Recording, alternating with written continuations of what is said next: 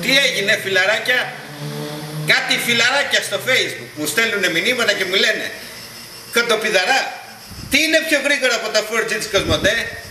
Δεν μπορώ να κοιμηθώ αν δεν μάθω. Και έτσι και εγώ αποφάσισα να πειραματιστώ έτσι. Γιατί είμαι τόσο αδερφή. Να, εδώ έχουμε ένα ωραίο μωράκι. Και εδώ, σε αυτό το κινητό, θα κατεβάσω με το 4G της Κοσμοτέ, θα κατεβάσω τους 3 κύκλους του Game of Thrones.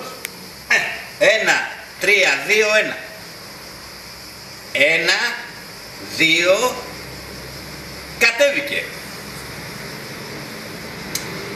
2 δευτερόλεπτα. Α, καλά δεν παίζεται ρε. Ρε δεν παίζεται ρε. Εγώ στην παρέα που πηγαίνω και λέω παιδιά, δεν παίζεται το 4G. Βάλε 4G του λέω. Και άμα δεν βρεις γκόμενα του λέω, δεν θα έχει να λέει.